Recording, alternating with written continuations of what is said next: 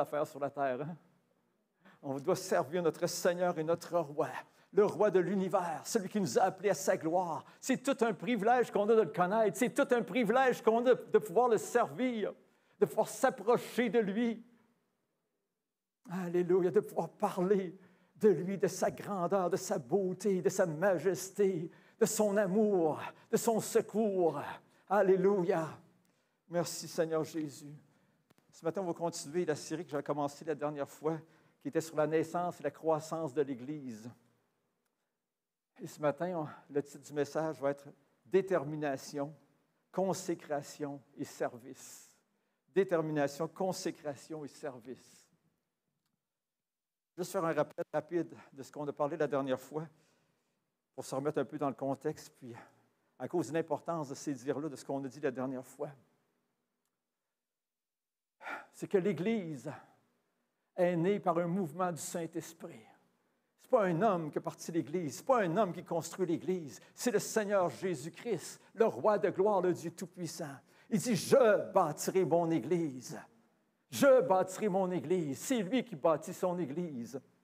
Il utilise des hommes, des femmes, alléluia, dont le cœur a été purifié, lavé dans le sang de Jésus-Christ, purifié de tout péché, pour devenir une habitation de Dieu en esprit. Amen. Qu'on ait le témoignage qu'on est enfant de Dieu et qu'on puisse le servir aussi par la puissance du Saint-Esprit. Il n'y a aucune conversion qui est survenue sans la puissance du Saint-Esprit. Ce n'est pas possible que quelqu'un se convertisse sans la puissance du Saint-Esprit. Ça prend la lumière de Dieu. La naissance de l'Église s'est faite de façon surnaturelle. La progression de l'Église se fait de manière surnaturelle par la puissance du Saint-Esprit qui agit en nous, qui croyons en lui. Gloire à Dieu. Et comme j'avais mentionné la dernière fois, je crois que le Seigneur a mis ça sur mon cœur tout simplement parce qu'il veut nous amener plus loin. Il veut nous amener plus loin. Alléluia. La dernière fois, on a parlé surtout de dépendre du Saint-Esprit. Hein? Et j'avais dit en terminant qu'on devrait être désespéré. On devrait demander désespérément, si on peut dire, la puissance du Saint-Esprit, l'action du Saint-Esprit. Parce que sans cette action, sans cette puissance, il n'y a rien qui va se produire. Êtes-vous d'accord avec ça? La puissance, c'est l'action du Saint-Esprit. C'est pour ça qu'on ne doit rien faire qui obstrue l'action du Saint-Esprit. Hein? Si quelqu'un a péché, ça dit qu'il confesse son péché, qu'il retourne à Dieu, qu'il ne se lasse point de pardonner. S'il y a du péché dans ta vie, demande pardon, repens-toi tout de suite et reviens pour ne pas empêcher l'action du Saint-Esprit dans ta vie. Alléluia. C'est par le Saint-Esprit qu'on a la révélation dans notre cœur de ce qu'on a en Jésus-Christ. De la puissance qu'on a, qui est disponible en Jésus-Christ pour le servir. C'est par la révélation du Saint-Esprit qu'on sait ce qui nous attend dans le ciel. Alléluia! Que l'espérance qui est en nous devient vivante. Béni soit le nom du Seigneur. Une espérance vivante. Par la puissance du Saint-Esprit qu'on sait que ça va être glorieux, merveilleux. Cette espérance est importante pour notre marche chrétienne. La joie du Seigneur, la joie de notre salut est importante pour notre marche chrétienne. Pour qu'on soit un témoignage. Merci Seigneur Dieu.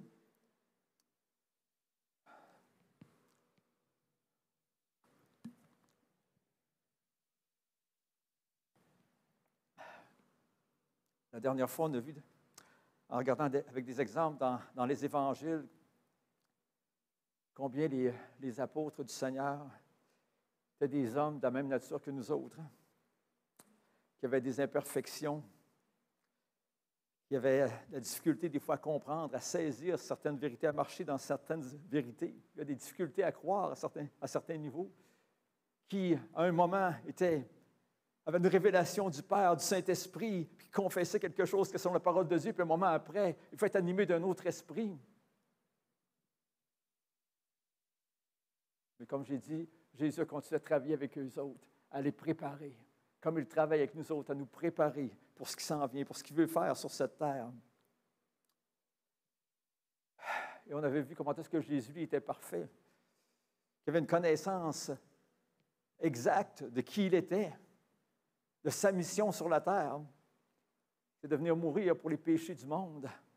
de sa vision de l'Église, de ce qu'elle allait suivre, que le salut serait annoncé à toutes les nations, comme on le voit dans l'Ancien Testament. L'Évangile serait prêché à toutes les nations. Puis il y aurait un peuple qui viendra au Seigneur. Évidemment, pour nous, la solution, c'est de continuer, c'est de marcher dans l'humilité, la consécration, dans la fermeté, dans la foi, pour dépendre du Seigneur.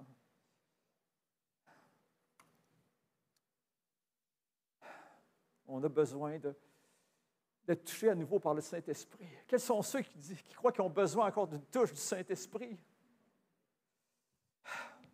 Des fois, je regarde les âmes perdues, puis je trouve ça terrible. Mais le Seigneur, il voit vraiment ce qu'il en est. Il voit vraiment la différence entre le ciel et l'enfer. Nous autres, on ne la voit pas vraiment. On ne voit pas vraiment ce qu'il en est. On a besoin d'une touche du Saint-Esprit pour vraiment crier au Seigneur pour son action. Pour se mettre aussi en action, pour faire sa volonté. Je ne sais pas si vous vous souvenez, la dernière fois, j'ai parlé de ce que je crois être le principal critère sur lequel Jésus s'est basé pour choisir les apôtres. Ce qu'on voit dans la parabole du semeur, qui est la bonne terre, quand Jésus dit c'est un cœur honnête et bon. Honnête et bon. Honnête et bon.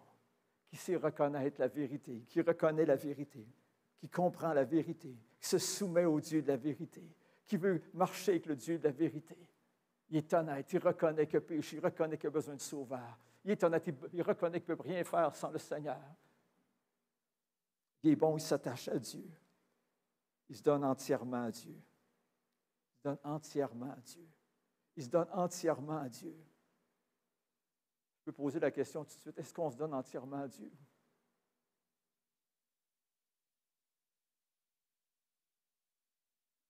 J'oserais dire pas toujours.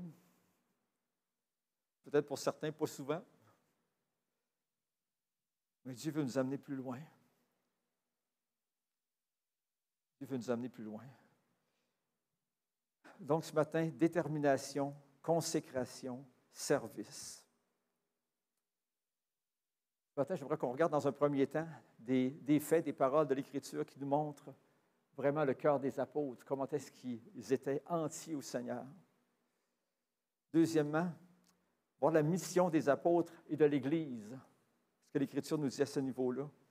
Troisièmement, on va voir la motivation des apôtres, qu'est-ce qui les a motivés à agir. Et quatrièmement, la nécessité de l'obéissance.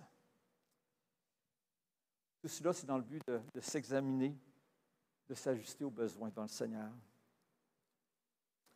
On va aller dans Luc, chapitre 18, verset 28.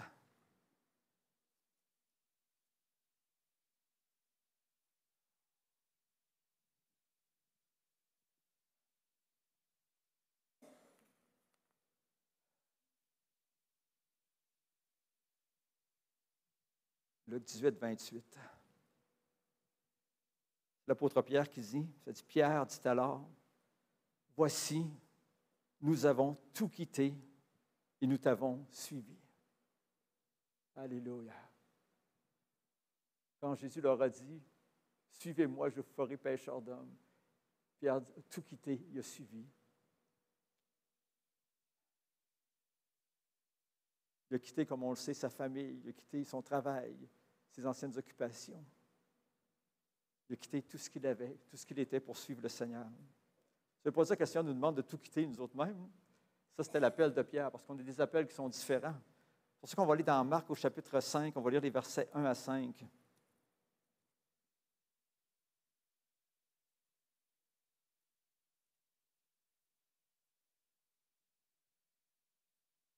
C'est l'épisode lorsque Jésus a délivré et guéri un démoniaque. Ça nous dit au verset 1, « Ils arrivèrent à l'autre bord de la mer, dans le pays des Gadaréniens. Aussitôt que Jésus fut hors de la barque, il vint au-devant de lui, un homme sortant des sépulcres et possédé d'un esprit impur. » Comme on va voir, cet homme-là souffrait terriblement. Ça dit, cet homme avait sa demeure dans les sépulcres. Y en a-t-il qui aimeraient ça, faire leur demeure dans les sépulcres? Et personne ne pouvait plus le lier, même avec une chaîne, car il avait eu les fers aux pieds et avait été lié de chaînes, mais il avait rompu les chaînes et brisé les fers. J'imagine que ça devait faire des blessures immense quand tu as rompu ces choses-là. Il dit, personne n'avait la force de le dompter.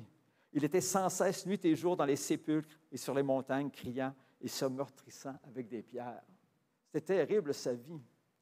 C'était terrible, sa vie. Jésus l'a délivré, l'a libéré de tous ces esprits-là. Et on va au verset 18, alors que l'homme était guéri. Il dit, comme il montait dans la barque, Jésus montait dans la barque, celui qui avait été démoniaque lui demanda la permission de rester avec lui.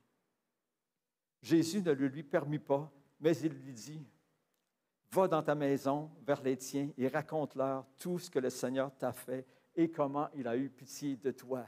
Alléluia. Donc, on voit que Jésus ne demande pas la même chose aux démoniaques que ce qu'il a demandé aux apôtres. Mais le démoniaque a répondu à l'appel, les apôtres aussi. Il a dit, s'en alla, il se mit à publier dans la Décapole tout ce que Jésus avait fait pour lui, et tous furent dans l'étonnement. Merci, Seigneur Dieu. Dans le fond, on travaille tous dans un même but, hein? Faire connaître le Seigneur, le Seigneur de gloire. Faire connaître notre Seigneur, puis garder ceux qui ont connu le Seigneur, pour qu'on demeure fidèles tout ensemble jusqu'au bout. Luc 14, versets 25 à 27.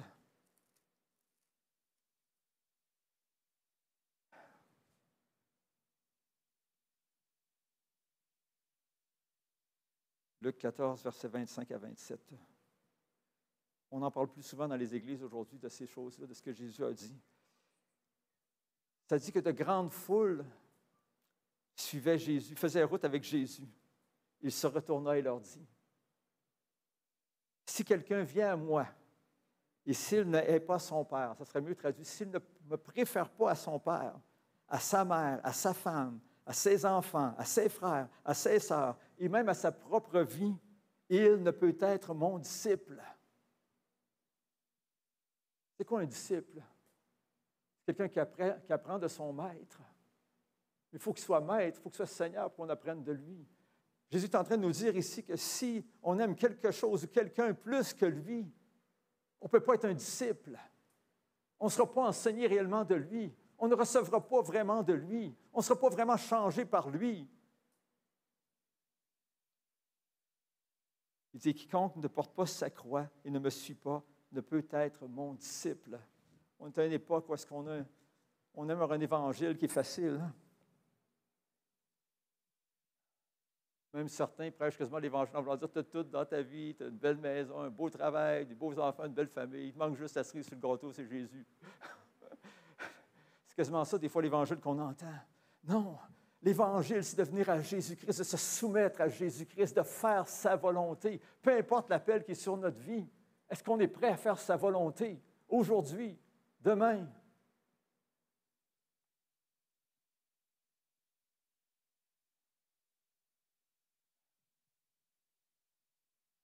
Est-ce que Jésus passe premier dans ta vie? Est-ce qu'il est le premier dans ta vie ou s'il est le dernier? Si j'ai du temps, je vais prendre ça dans la parole de Dieu. Ou si c'est le premier, priorité. As-tu abandonné quelque chose déjà pour suivre Jésus? Peut-être certaines activités que le Seigneur t'a dit d'abandonner. Des fois, c'est pour un temps. Tu as abandonné peut-être des relations qui étaient malsaines, avec des gens qui t'auraient conduit loin du Seigneur. Avec le temps, les épreuves, après 20 ans, 30 ans, 40 ans de vie chrétienne, parfois, il y en a qui reprennent ce qu'ils ont abandonné. Ils reviennent en arrière. Y a-t-il des choses ce matin que tu sais que tu dois abandonner et que tu ne le fais pas? Quand Jésus choisit les 12 apôtres, il a dit pour les avoir toujours avec lui. Alléluia! Alléluia! Quand le Seigneur nous demande d'abandonner quelque chose, ça nous permet d'être plus proche de lui encore, plus proche de lui encore, d'être avec lui, de le connaître, de le servir. Ça dit que la connaissance, l'amour de Christ surpasse toute connaissance. Comme on l'a mentionné, les disciples ont tout abandonné pour suivre Jésus. Même leur propre volonté, leurs ambitions, leurs désirs personnels pour faire sa volonté. On appartient à Christ. Il a le droit de demander ce qu'il veut de nous autres. Êtes-vous d'accord?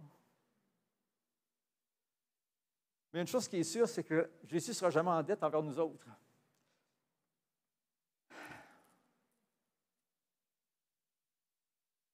Il va y avoir des récompenses, c'est sûr, mais quand Pierre a tout quitté, tantôt dans Luc 18, ça dit, Jésus leur dit, « Je vous le dis en vérité, il n'est personne qui ayant quitté à cause du royaume de Dieu, sa maison ou sa femme ou ses frères ou ses parents ou ses enfants, ne reçoive beaucoup plus dans ce siècle-ci et dans le siècle à venir la vie éternelle. » Merci Seigneur Jésus.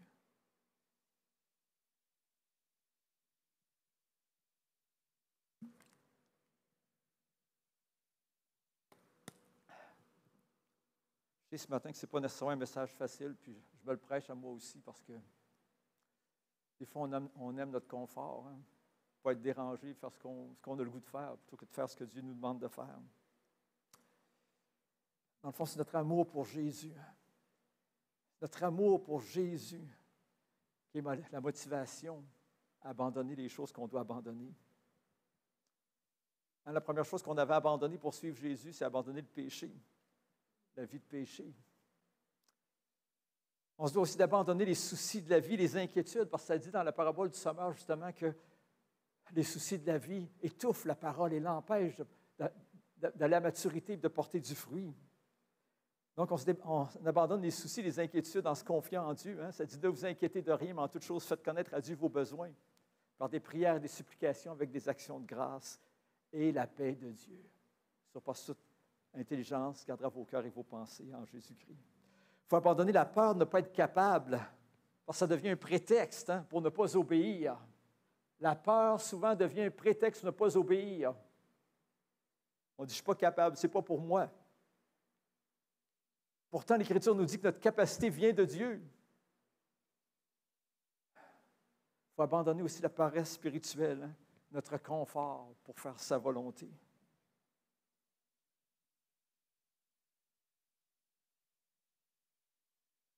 Convaincu que tous ceux qui prêchent ne peuvent pas dire du jour au lendemain, j'arrête ça, bien plus tranquille.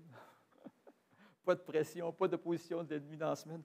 On se doit de faire ce que Dieu nous demande de faire, par reconnaissance à ce qu'il a fait pour nous, par amour pour lui, par amour pour son peuple, par amour pour le monde.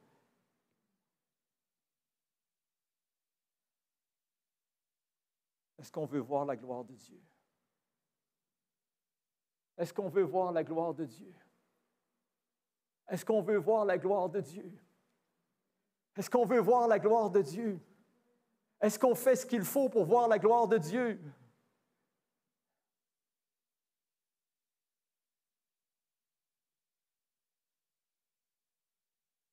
J'en arrive au deuxième point, la mission des apôtres de l'Église. Et là, vous allez voir, c'est très, très basique. C'est un retour à la base, à l'essentiel.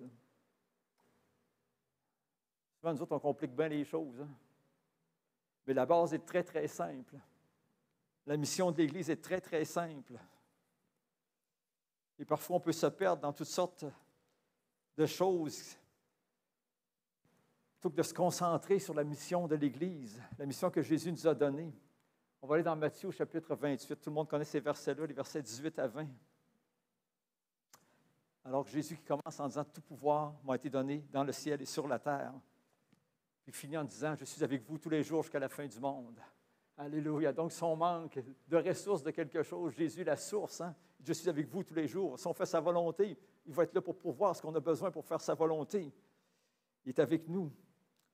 Alors, il dit au verset 19, « Allez, allez, allez. » Il n'a pas dit « Restez enfermés chez vous, dans l'Église. » Il a dit « Allez, allez, allez, allez. Faites de toutes les nations des disciples. »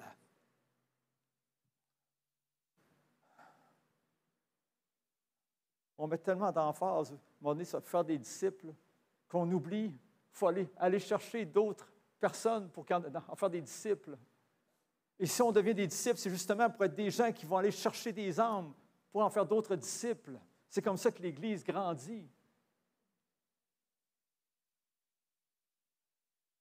C'est impossible de faire des disciples s'il n'y a pas premièrement des convertis.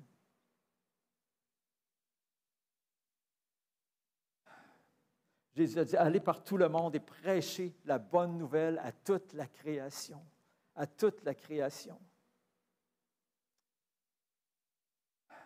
Des fois, je me pose la question en tant que croyant, est-ce qu'on a mis trop d'importance, trop d'emphase sur profiter de la fraternité? ou faire des disciples au point qu'on n'évangélise plus, qu'on oublie que les gens sont perdus.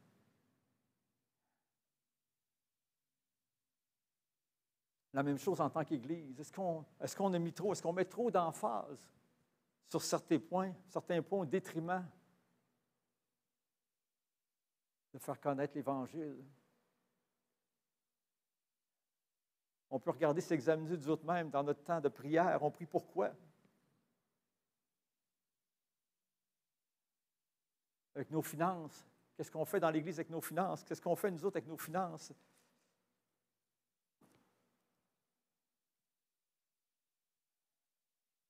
Marc chapitre 1, versets 14 à 17.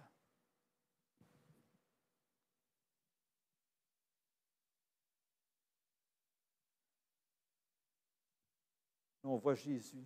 Jésus qui était un pêcheur d'hommes. Jésus était un pêcheur d'hommes. Jésus prêchait l'Évangile.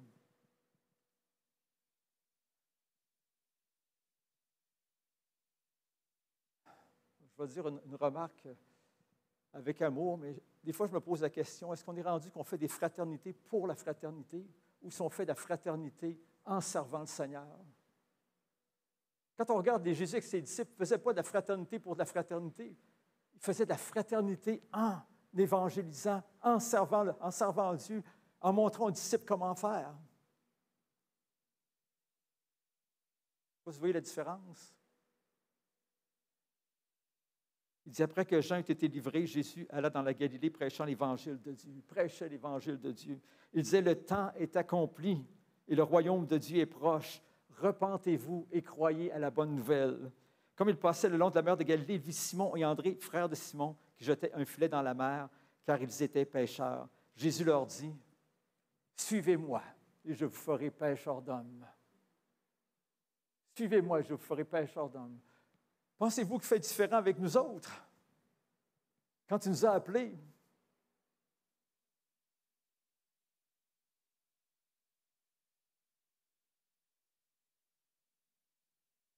il veut faire de nous tous des pêcheurs d'âmes. Ça m'amène à deux questions. Pourquoi Jésus nous a sauvés? La première réponse, c'est ça, c'est parce qu'il nous aime. Il veut nous sortir de notre vie misérable et vouée à la mort, à la perdition.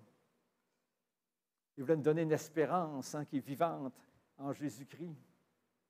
Il voulait nous donner la joie de le connaître, le privilège de le connaître, lui, le seul vrai Dieu. Mais si c'était juste pour ça, il pourrait nous amener au ciel tout de suite.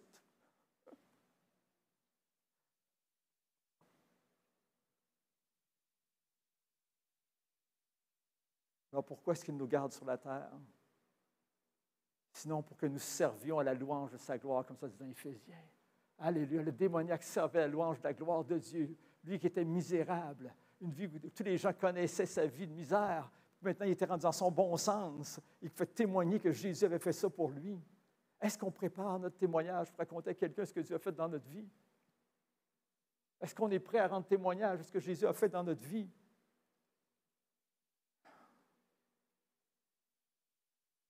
Donc, Jésus nous laisse ici sur la terre pour qu'on puisse le servir et faire sa volonté, et participer au ministère, à la mission que Jésus a donnée aux apôtres, que Jésus a donnée à l'Église, qui est quoi?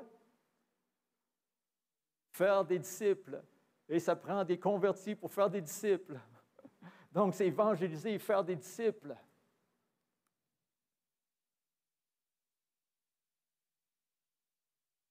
Je sais que ce n'est pas un message qui est facile ce matin.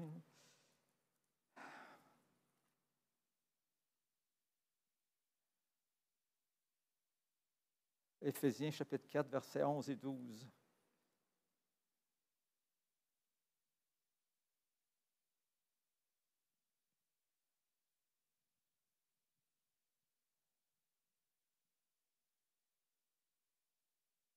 Il a donné les uns comme apôtres, les autres comme prophètes, les autres comme évangélistes, les autres comme pasteurs et docteurs, pour le perfectionnement des saints en vue de l'œuvre du ministère.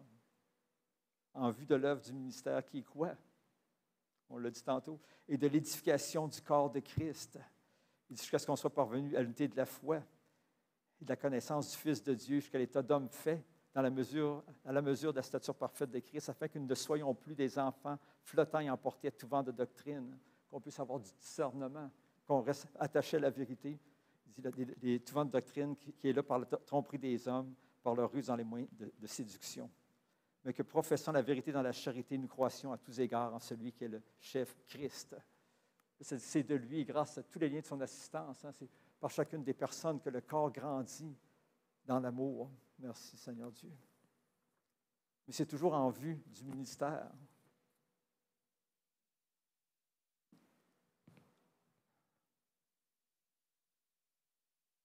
C'est exactement ce qui s'est passé dans l'Église primitive.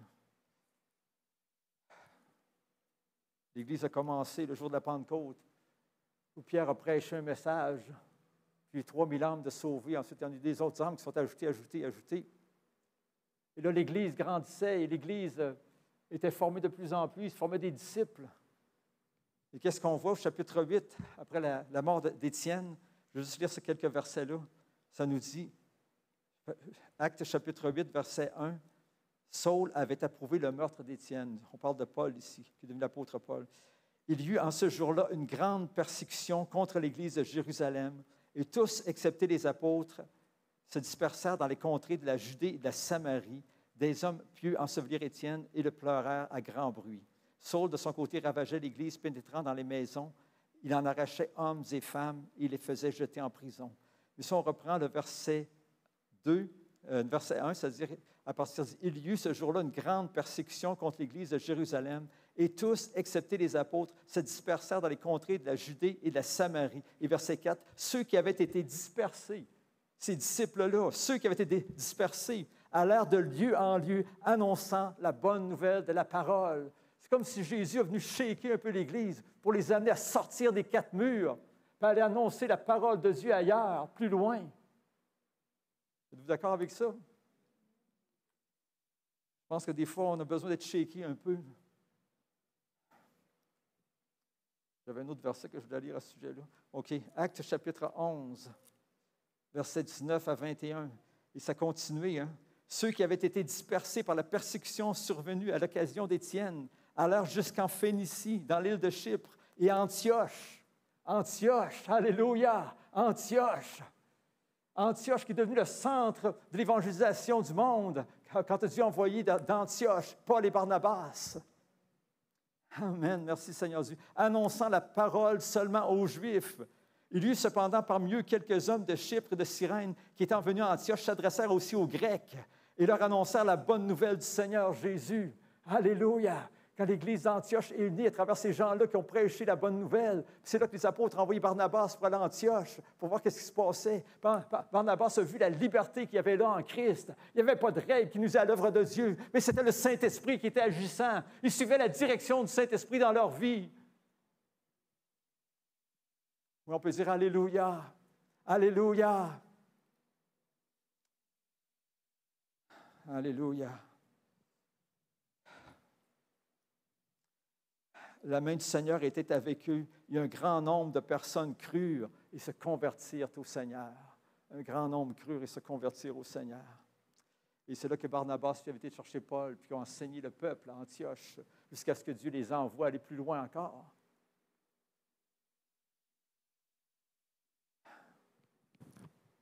Merci Seigneur Dieu.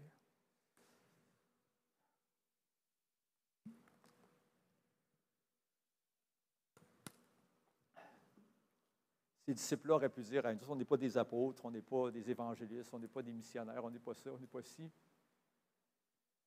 Facile de dire des choses, hein? C'est plus difficile d'écouter, d'obéir au Seigneur, de faire ce qu'il met sur notre cœur, puis d'aller.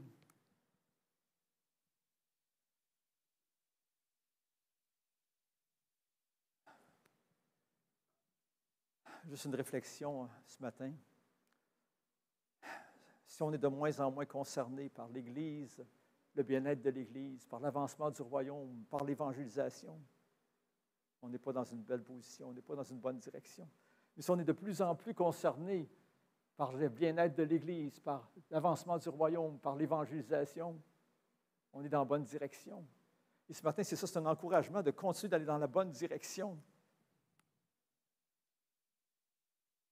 Et là, je parlerai un petit peu de la motivation des apôtres. La motivation des apôtres. Je reviendrai à la motivation de Dieu qui a envoyé son Fils. Jésus l'a bien dit dans Jean 3,16, car Dieu a tant aimé le monde. Dieu a tant aimé le monde qu'il a donné son Fils unique. Mais quand on lit bien, ça dit Dieu a tant aimé, non pas l'Église, mais Dieu a tant aimé le monde. Dieu a tant aimé le monde. C'est bien d'aimer l'Église, mais on doit aller plus loin aussi, s'occuper du monde. Prêcher l'Évangile pour le monde, parce que Dieu a tant aimé le monde. Christ est mort pour le monde. L'appel est pour tout le monde. Pourquoi ils étaient motivés? Parce qu'ils ont reconnu que Jésus a payé le prix pour eux. Hein, Jésus a payé le prix pour moi. Jésus a payé le prix pour toi. Jésus a payé le prix pour que tes péchés soient pardonnés. Jésus a payé le prix pour que tes péchés soient effacés. Jésus a payé le prix pour que ton nom soit écrit dans le livre de vie de l'agneau de Dieu. Jésus a payé le prix pour nous délivrer de la puissance des ténèbres et nous transporter dans le royaume du Fils de son amour. Jésus a payé le prix pour qu'on lui appartienne. Jésus a payé le prix pour qu'il nous amène dans sa gloire. Jésus a payé le prix pour qu'on vive éternellement dans la gloire. Jésus a payé le prix. Jésus a payé le prix pour qu'on puisse s'approcher de Dieu. Jésus a payé le prix pour qu'on puisse être consolé par lui, relevé par lui, soutenu par lui, guéri par lui. Jésus a payé le prix. C'est ça qui motivait les apôtres. Jésus a payé le prix. Je ne veux pas vivre sans partager cette vérité-là. Moi, je ne veux pas vivre comme ça. Je veux vivre en partageant la vérité. Je suis comme vous autres. Hein? Encore la semaine passée, j'ai eu une occasion de témoigner, puis je l'ai raté. Je demande pardon au Seigneur. Une belle occasion en plus que le Seigneur avait comme préparé. Des fois, on est faible, hein? Il faut être conscient de notre faiblesse et dépendre du Seigneur.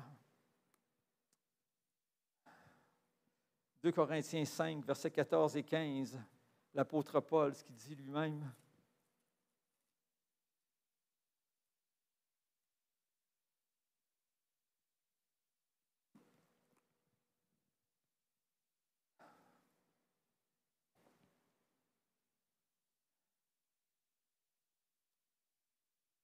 Car l'amour de Christ nous presse. On pourrait dire l'amour de Christ nous pousse.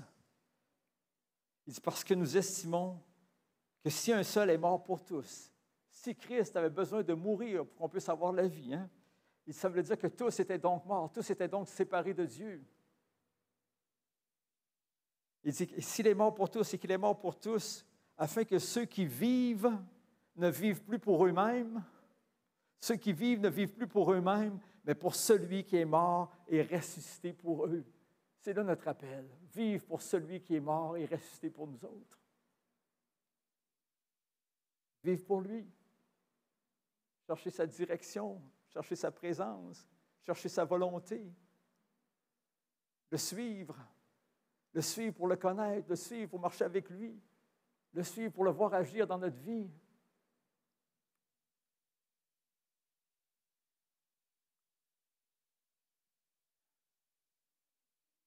2 Corinthiens, chapitre 5, 14 et 15.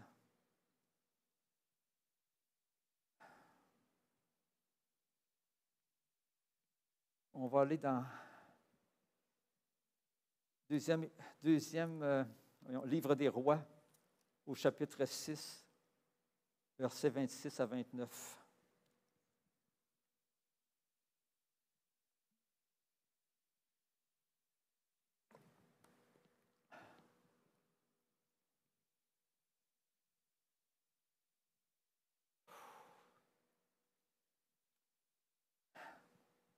Il y a une leçon à tirer de ce passage-là dans l'Ancien Testament pour nous autres. C'est lorsque Samarie a été assiégée par Ben-Hadad, le roi de Syrie. 2 Rois, chapitre 6, on va lire les versets 26 à 29. Il y avait une telle détresse dans la ville de Samarie. On va le voir dans les versets 26 à 29. Ça nous dit, comme le roi passait sur la muraille, le roi d'Israël, une femme lui cria, « Sauve-moi, roi, mon Seigneur. » Il répondit, « Si l'Éternel ne te sauve pas, avec quoi te sauverai-je? Il n'y avait plus rien dans la ville. Avec le produit de l'air ou du pressoir. Et le roi lui dit, qu'as-tu? Elle répondit, cette femme-là m'a dit, donne ton fils et nous le mangerons aujourd'hui et demain nous mangerons mon fils. Nous avons fait cuire mon fils et nous l'avons mangé et le jour suivant, je lui ai dit, donne ton fils et nous le mangerons. Mais elle a caché son fils. Fallait-tu que la détresse soit immense pour être rendu à faire des choses comme ça? Et pourquoi ça leur est arrivé? On le sait, hein, pourquoi ça leur est arrivé? Parce qu'ils avaient abandonné la voie du Seigneur. Les rois d'Israël, lorsqu'il y a eu la scission entre Israël et Juda, ils ont abandonné la voie du Seigneur. Ils ont construit un autre autel, un faux chemin pour aller à Dieu. Ils ont fait des sacrifices, des faux sacrifices. C'était juste comment est-ce que Dieu l'avait montré à Moïse, hein, en offrant des sacrifices sur l'autel, sacrifices sanglants, avec des sacrificateurs sur la lignée de Lévi, la descendance d'Aaron. Ils étaient hors de la volonté de Dieu. Et non seulement cela, il était rendu qu'ils adoraient aussi les Baals et Astarté, les dieux des nations qui les entouraient. Et c'est pour ça qu'ils ont vécu une grande détresse, parce que Dieu voulait les ramener à lui. Et Dieu a eu pitié d'eux. Au chapitre 7, versets 3 et 4, il y a quelque chose d'intéressant. Il y avait à l'entrée de la porte 4 lépreux. Eux autres n'étaient pas dans la ville, mais étaient à l'entrée de la ville. Et la ville était assiégée par l'armée un petit peu plus loin, évidemment. 4 lépreux qui se dirent l'un à l'autre, « Quoi resterons-nous ici jusqu'à ce que nous mourions? » Il n'y avait plus rien à manger. « Si nous songeons entrer dans la ville, la famine est dans la ville et nous y mourrons. Et si nous restons ici, nous mourrons également. Allons nous jeter dans le camp des Syriens. S'ils nous laissent vivre, nous vivrons. Et s'ils nous font mourir, nous mourrons. » Alors ils sont allés, versets 5 à 7, ils partirent donc au crépuscule pour se rendre au camp des Syriens.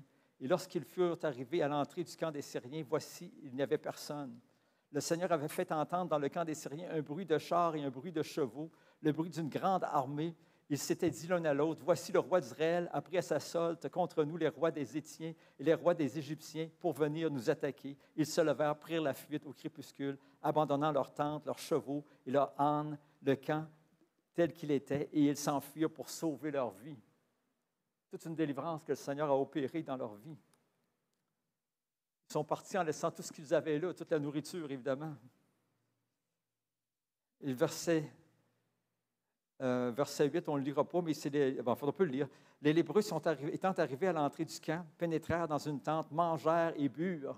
Il n'y avait plus de nourriture en Samarie. Mangèrent et burent et en apportèrent de l'or, de l'argent, de l'or, des vêtements qu'ils allèrent cacher. Ils revinrent, pénétrèrent dans une autre tente et en emportèrent des objets qu'ils allèrent cacher.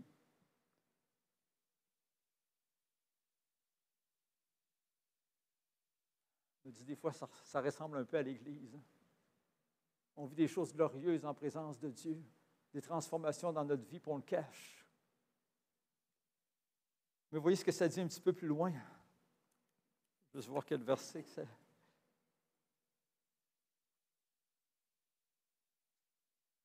Je n'ai pas marqué le verset.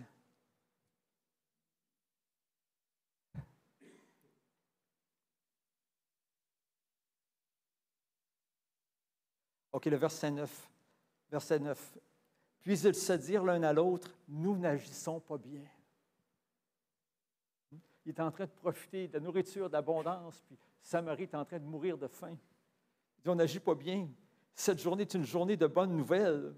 Cette journée est une journée de bonnes nouvelles. Alléluia! On est encore dans l'ère de la grâce, dans l'ère de la bonne nouvelle. On doit annoncer la bonne nouvelle. C'est une journée de bonnes nouvelles. Il dit, si nous gardons le silence et nous attendons jusqu'à la lumière du matin, le châtiment nous atteindra. Venez maintenant et allons informer la maison du roi. Annonçons-le au peuple.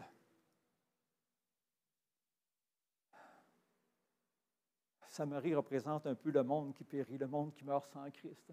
Les 4 lépreux représentent un peu des prédicateurs qui annoncent la bonne nouvelle de la vie qui est en Jésus-Christ. L'abondance qu'ils ont trouvée, ça représente l'abondance qu'on trouve en Jésus-Christ. Comme les lépreux, on a une bonne nouvelle à annoncer. On a une bonne nouvelle à annoncer. Alléluia, Jésus dit, « Je suis le pain descendu du ciel. Quiconque mange de ce pain vivra. » Alléluia. On doit annoncer le Seigneur Jésus-Christ. Merci, Seigneur Dieu. Pour que les autres puissent en bénéficier aussi. Hein, Jésus sauve, Jésus guérit, Jésus baptise du Saint-Esprit, Jésus transforme les vies. Merci Jésus. Je pense que je vais arrêter bientôt. Proverbe 24, 11, 12. Je parlerai de la nécessité de l'obéissance.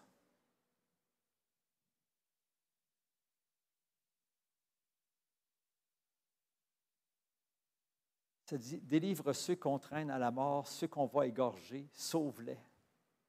Si tu dis, ah, nous ne savions pas, celui qui pèse les cœurs ne le voit-il pas? Celui qui veille sur ton âme ne le connaît-il pas? Et ne rendra-t-il pas à chacun selon ses œuvres? C'est sûr que ce passage-là, on peut le voir de deux manières. Dans le sens, le gouvernement, ceux qui sont en autorité, qui doivent protéger les justes, ceux qui font le bien. Mais aussi les chrétiens, qui ont la nouvelle de bon évangile, la bonne nouvelle de l'Évangile, et qui voient les gens qui périssent et qui ne l'annoncent pas, qui ne le disent pas.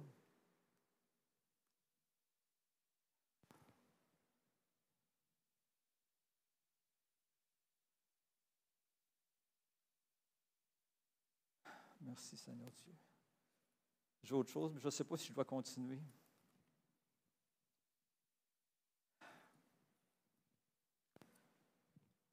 On va quand même regarder au moins un autre passage dans Matthieu au chapitre 24, où Jésus explique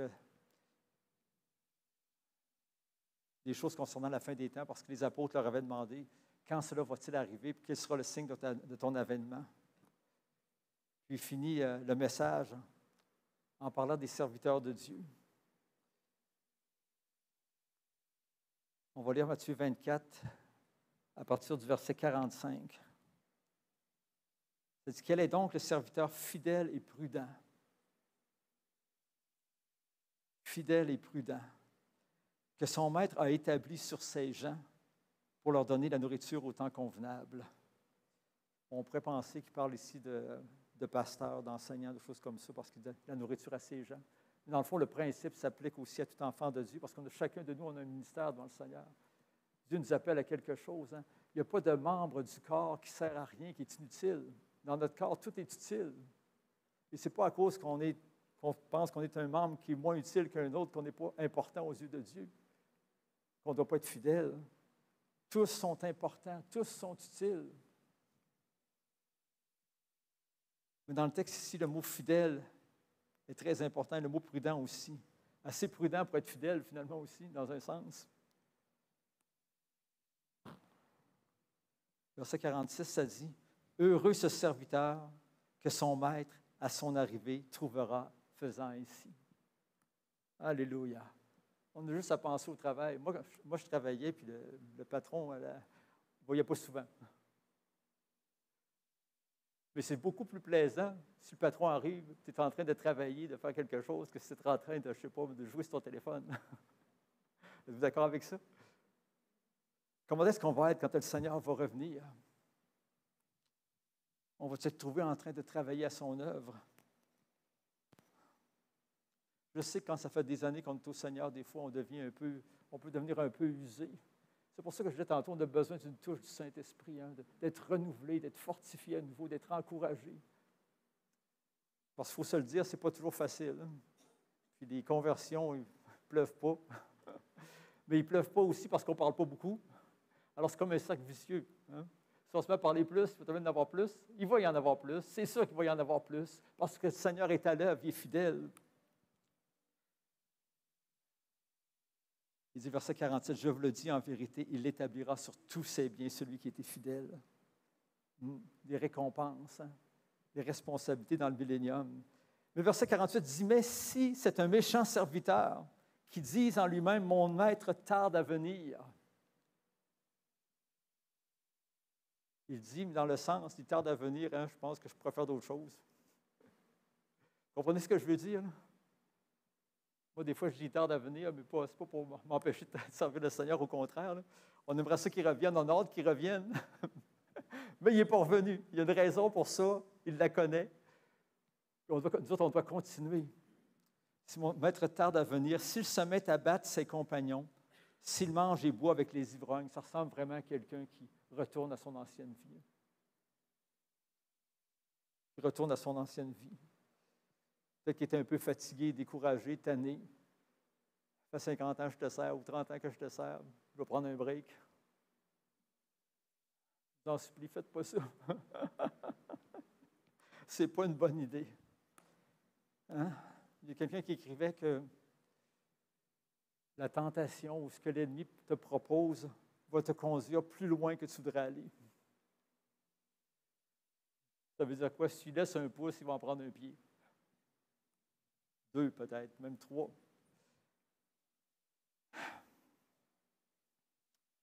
Et je dirais que la meilleure façon de ne pas retourner en arrière, c'est quoi?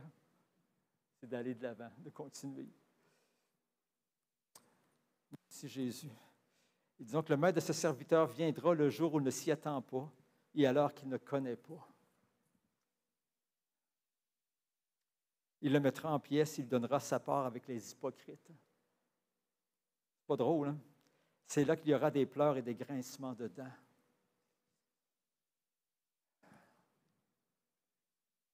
Quand on considère ça, ça réfute complètement, entièrement le fameux dicton que certains disent, une fois sauvé, toujours sauvé. Ça réfute complètement l'idée qu'on a une sécurité inconditionnelle de notre salut. Non, c'est une sécurité qui est conditionnelle à notre foi, qu'on garde la foi jusqu'au bout, qu'on continue avec le Seigneur.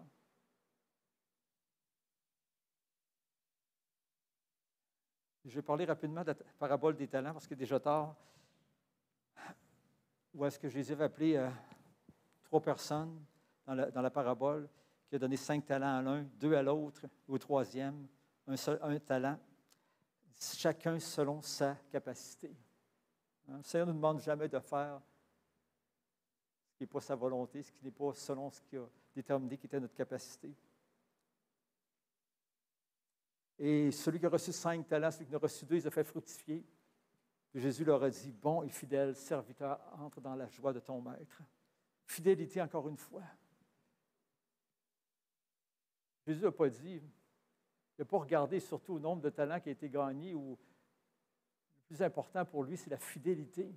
Et si on est fidèle, il va y avoir des choses qui vont se passer, c'est sûr. Mais ce que je veux dire, c'est que le résultat, ce n'est pas à nous que ça appartient nécessairement. Nous autres, c'est d'être fidèles à ce que Dieu nous demande de faire. Qu'est-ce qui arrive avec la parole qu'on a prêchée? C'est entre cette personne-là et Dieu. Mais nous autres, on doit être fidèles à ce que Dieu nous demande de faire. On sait le dernier, lui, qui s'est dit qu'il était, Jésus l'a dit, un méchant serviteur, méchant et paresseux. Méchant, qui s'est justifié. T'es un maître qui est sévère. Jésus n'est pas sévère envers ses enfants qui viennent devant lui et qui lui demandent, Seigneur, donne-moi la grâce de faire ta volonté. Ça dit qu'il est doux et humble de cœur, il vient nous soutenir, nous aider. Alors il était méchant, il disait des choses mauvaises sur son maître. Ça dit qu'il a caché son talent. Plutôt que de le faire fructifier. Il était paresseux, il s'est justifié. En disant que Jésus était méchant, mais dans le fond, c'était lui qui était paresseux. Dans Romains, ça nous dit, ayez du zèle et non de la paresse. Hein? Soyez fervents d'esprit, servez le Seigneur. On l'a lu la semaine dernière. Hein? Et là, nous autres, on a peur de quoi? Hein? Des fois, on a peur des hommes. Il faut l'avouer, on a peur des hommes. On a peur de ce qu'ils vont penser, de ce qu'ils vont dire de nous autres. On doit surmonter nos peurs pour servir le Seigneur. En s'appuyant sur Christ.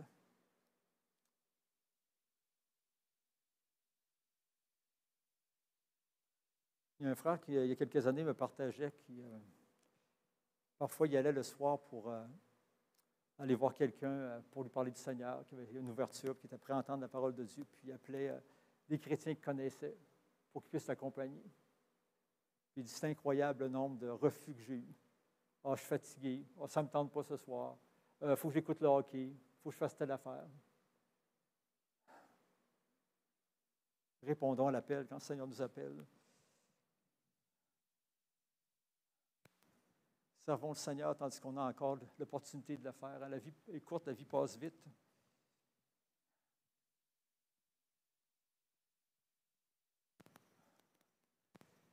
Quand on regarde la société d'aujourd'hui, C'est vraiment incroyable de voir qu'on repousse Jésus, on repousse tout ce qui vient de la Bible, puis on embrasse le diable. Le diable, ça dit qu'il vient pour dérober, égorger, détruire. Imaginez dans la société comment ça ne va pas bien aller dans les prochaines années. Parce qu'on renverse tout, on change tout, des lois de Dieu. On amène d'autres pensées, d'autres façons de faire. Je pense que c'est temps de se lever, de prêcher l'Évangile, d'annoncer la vérité qui est en Christ, en priant le Seigneur qu'il se passe quelque chose, qu'il y ait des gens qui puissent être touchés.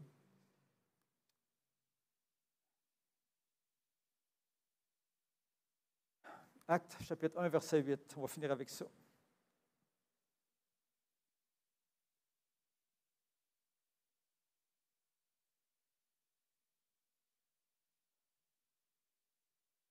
Les apôtres venaient juste de demander au Seigneur, c'est dans ce temps-là qu'il va rétablir le royaume d'Israël. Et Jésus répond, il ne sait pas à vous de connaître ces choses-là, mais il dit au verset 8, mais vous recevrez une puissance. Vous recevrez une puissance, le Saint-Esprit. On pourrait dire Dieu, le Saint-Esprit, parce qu'il est Dieu. Vous recevrez une puissance, le Saint-Esprit survenant sur vous. Vous recevrez une puissance, je dis bien, le Saint-Esprit survenant sur vous. Et vous serez quoi?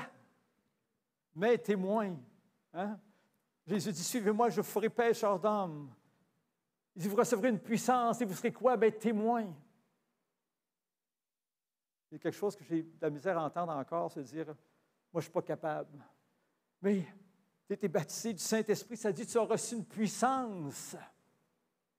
Comment peux-tu dire que je ne suis pas capable? Personne n'est capable par ses propres forces. Mais on a reçu une puissance, le Saint-Esprit, pour être ses témoins. La capacité vient de Dieu. Demandons-lui. Alléluia. Puis avançons dans la foi. Merci Seigneur Jésus. Merci Seigneur Jésus. Alléluia. Alléluia. Alléluia. Je vais prier un moment.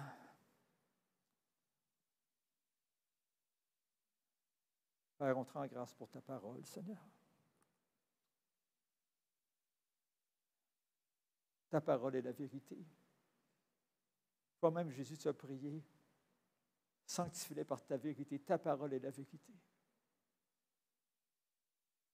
Seigneur, ta parole, parfois, nous encourage, parfois, nous fait réfléchir. Parfois, Seigneur Dieu, elle nous brasse, elle nous shake. Seigneur, que ta parole accomplisse son œuvre dans nos vies ce matin, Seigneur Dieu. Parle à nos cœurs, ô Éternel. Parle à nos cœurs, Seigneur. Qu'on ne soit pas comme le mauvais serviteur qui a reçu un talent puis l'a caché, Seigneur. Qui aurait pu le donner au banquier au moins. Seigneur, qu'on ne soit pas, Seigneur Dieu, paresseux, Père éternel. Qu'au moins on prie, Seigneur. Qu'on te demande, Père éternel, que tu nous ouvres tes portes, que tu fasses quelque chose. Seigneur, qu'on ne soit pas des serviteurs paresseux, Seigneur Dieu Tout-Puissant. Seigneur, je crois vraiment, Père éternel, qu'on est rendu à un point dans l'Église où est-ce qu'il faut un peu sortir de nos quatre murs, Seigneur Dieu, puis annoncer ton Fils, Seigneur.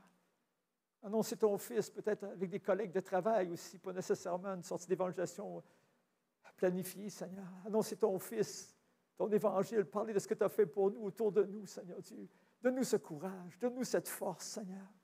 Donne-nous cette force, Seigneur, mon Dieu. Remplis-nous de ton esprit, Père éternel. Oh, Seigneur, qu'on te craigne, toi, Seigneur Dieu, qui peut, comme disait Jésus, amener notre corps dans la gêne ou nous faire vivre, Seigneur. Qu'on te craigne, toi, et non les hommes, Seigneur Dieu Tout-Puissant. Qu'on te craigne, toi, et non les hommes, Seigneur. Qu'on te craigne plus que les hommes, Seigneur Dieu Tout-Puissant. Et qu'on soit, Seigneur Dieu, rendu capable de faire ta volonté par toi, Seigneur. Nous t'en prions dans le nom de Jésus, Seigneur Dieu. Ô Éternel, sois béni, sois glorifié ce matin. Je te demande, Père éternel, que personne ne sorte d'ici qu'un fardeau qui est trop lourd à porter, Seigneur Dieu, mais que simplement il puisse venir devant toi, Père, honnêtement, Père, avec un cœur honnête et bon, Seigneur Dieu. Puis reconnaître, Seigneur Dieu, qu'il y a des choses qui doivent changer, Père, tout simplement, parce que tu es là pour venir nous aider, Père éternel, nous transformer. Je te rends grâce, Seigneur, et je te loue, Père. Amen. Alléluia. Alléluia. Alléluia. Alléluia. Alléluia. Merci, Seigneur Jésus. Merci, Seigneur Jésus. Alléluia.